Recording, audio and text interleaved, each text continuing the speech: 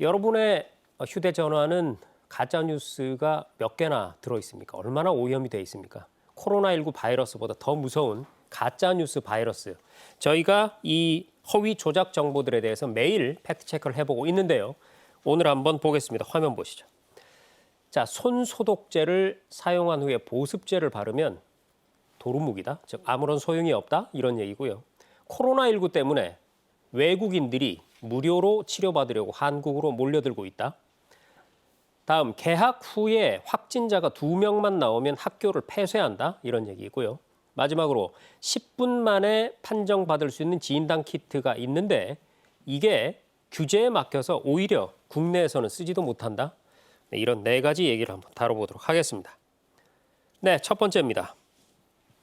코로나19로 손 씻기 중요성 강조되면서 비누로 손을 씻는다든지 아니면 그 상황이 안 되면 손 세정제를 이용해서 손을 닦는 것 이제는 일상화가 됐죠. 우리 생활에서. 그런데 이 손 세정제를 사용하고 나면 피부가 건조해지고 푸석푸석해지는 효과가 있기 때문에 알코올 성분이 강하니까요.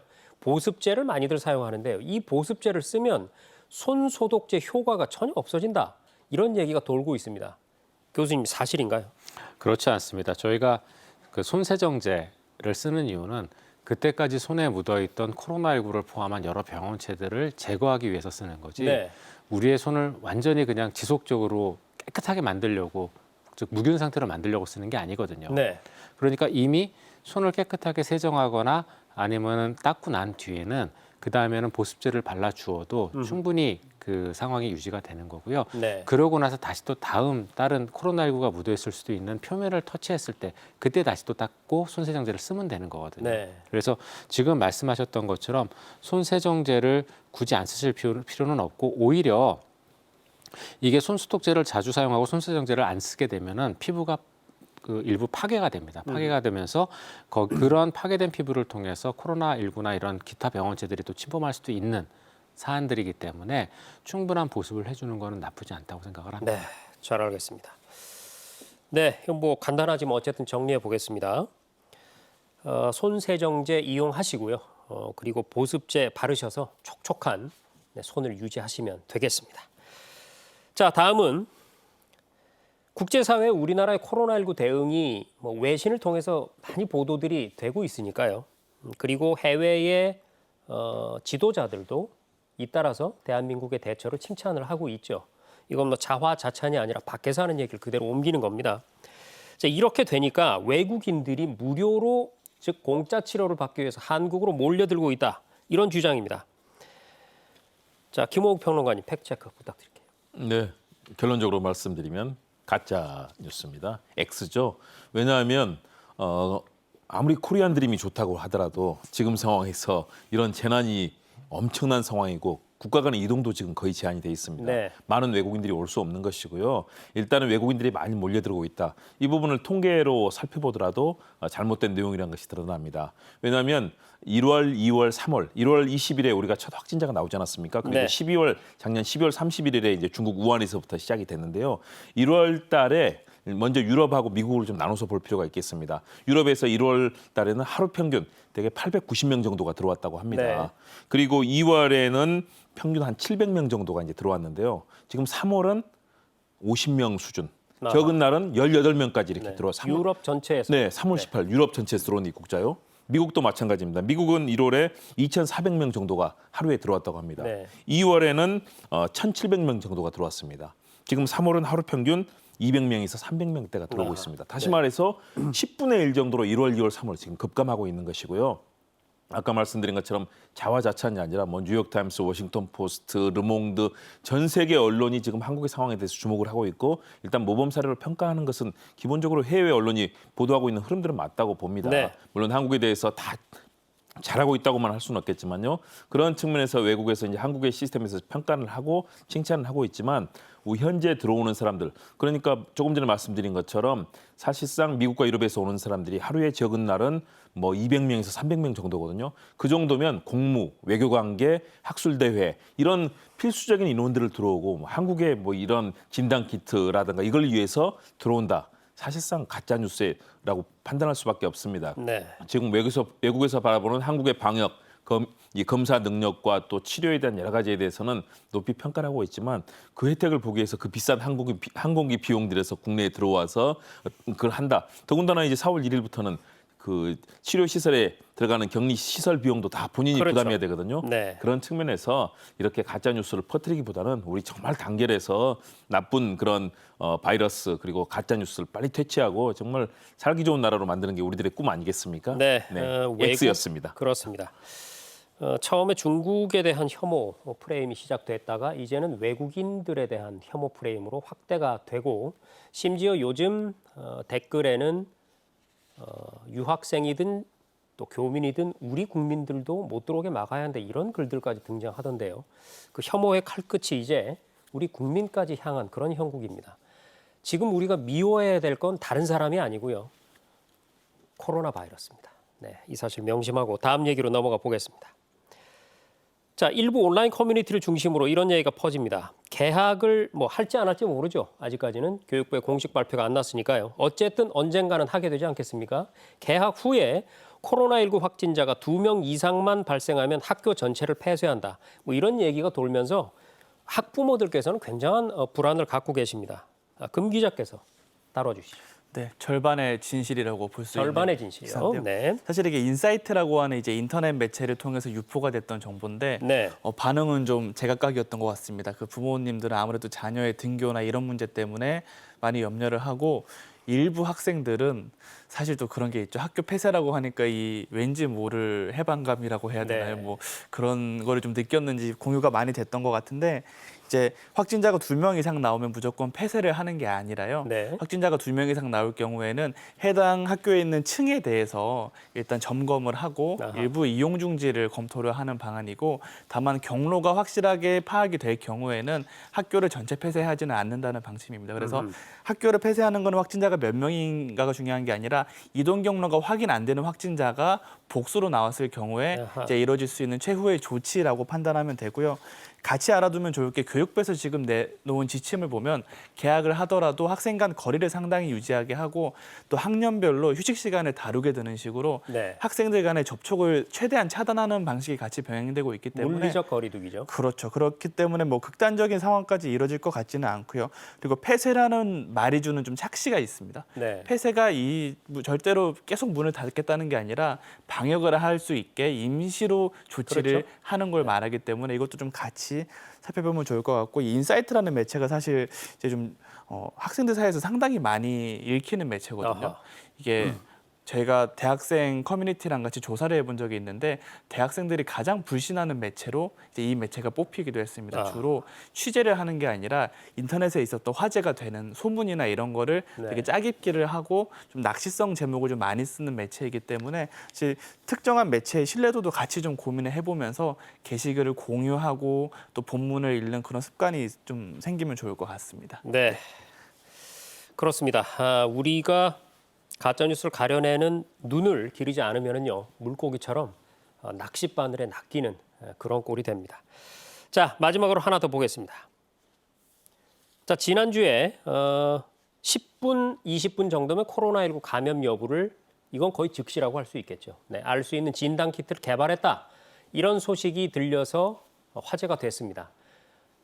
검사 시간을 뭐 굉장히 크게 단축할 수 있게 된다는 건데요. 그런데 이 새로운 진단 키트가 우리나라에서 개발이 됐는데 정작 국내에서는 규제에 막혀서 사용할 수가 없다. 이런 얘기가 돌고 있습니다. 이 교수님, 이 사실인가요?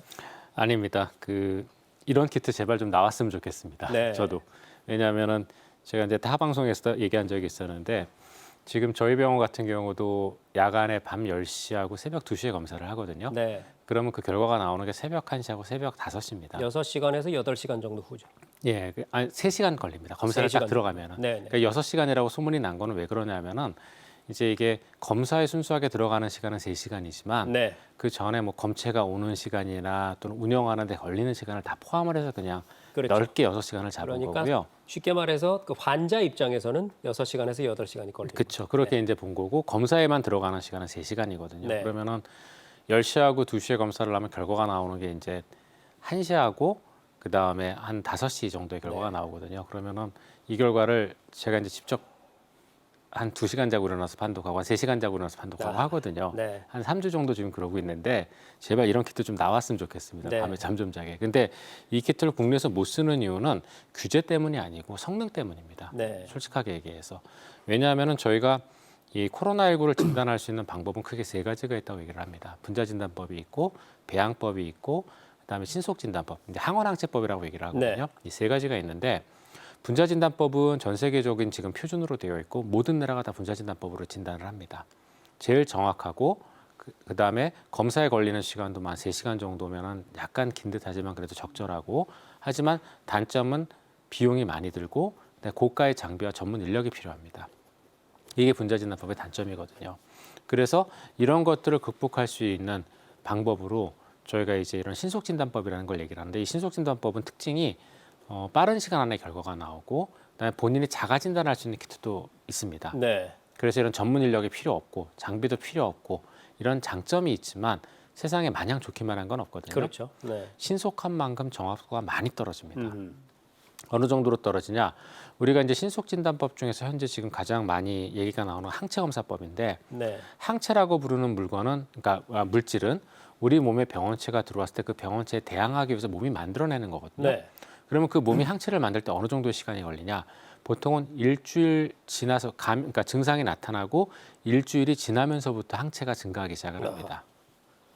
그리고 이 항체가 실제로 검출이 될 정도로 검출이 될 정도까지 증가하는 데에는 2주 정도의 시간이 걸리거든요. 네. 그래서 이런 항체 검사법의 경우에 있어서는 첫 일주일에서 2주 사이에는 민감도가 50%가 안 됩니다. 거의 절반 이상을 놓치거든요. 네. 2주가 넘어야 이제 제대로 진단이 될 수가 있는데 문제는 코로나19는 첫 일주일에 감염력이 제일 높습니다. 네. 그리고 증상을 보이고 2주면 이미 완치가 될 때쯤이거든요. 그렇기 때문에 코로나19를 우리가 빨리 진단을 해서 격리를 하고 치료를 하고 이런 목적에는 전혀 맞지가 않습니다. 그러네. 이 검사 자체가. 네. 이런 특징이 있기 때문에 지금 못 쓰는 거거든요. 그렇군요. 예, 그래서 저희가 이게 규제에 막혀 못 쓰는 게 아니라 네. 현재 국내 코로나19에 대한 대응은 가급적 빠른 시간 안에 환자를 찾아서 격리를 하고 치료를 받게 함으로써 지역사회 전파를 막고 그다음 환자 본인에게도 도움을 준다라는 개념이거든요. 네. 그래서 국내의 코로나19 확진자의 사망률이 낮은 거거든요. 그래서 이런 목적으로 봤을 때 항체 검사는 분명히 적절하지 않습니다. 네. 그래서 이런 것 때문에 못 쓴다고 보시면 될 것 같습니다. 그렇군요. 자, 정리해 보겠습니다. 규제에 막혀. 정작 국내에서는 규제에 막혀라고 얘기하는 것이 글쎄요. 우리 정부가 뭔가를 잘 못해서 아마 이렇게 강조를 하고 싶은 가짜 뉴스인 것 같은데요. 교수님께 설명을 들어보니까 이렇습니다. 규제에 막혀서가 아니고요. 쓸만하지 않기 때문에 쓰지 않고 있는 것입니다. 우리 식약처에서 그러니까 진단 키트가 6개월 걸리던 것을 2주일 만에 시중에 쓸 수 있게 된 것이 신속 승인 절차 때문이죠. 누구나 칭찬하는 부분인데요. 그런 대한민국에서 규제 때문에 지금 10분 만에 검사할 수 있는 진단 키트가 있는데 그거를 안 쓰고 있다? 네, 말이 안 되는 얘기인 것 같습니다. 가짜 뉴스였습니다. 자, 이렇게 가짜 뉴스들이 자고 나면 범람하는 이런 상황에서 국민이 코로나19에 대응하는 언론들에 대해서 어느 정도로 신뢰도를 갖고 인식하고 있을까? 이 부분을 조사한 결과가 있다고 들었거든요. 금 기자님 소개 좀 해주세요. 네, 한국언론진흥재단에서 이제 국민들이 지금 코로나19 사태와 관련해서 어느 것을 더 신뢰를 하는지 네. 주체별로 나눠서 조사를 한 게 있는데요. 이 결과를 보면 총 7가지 항목입니다. 지금 네. 보시면 아시겠지만 누가 대응을 적절하게 하고 있냐를 봤을 아하. 때 시민 스스로 나 자신. 스스로 잘하고 네. 있다라고 판단한 게 가장 많았고요.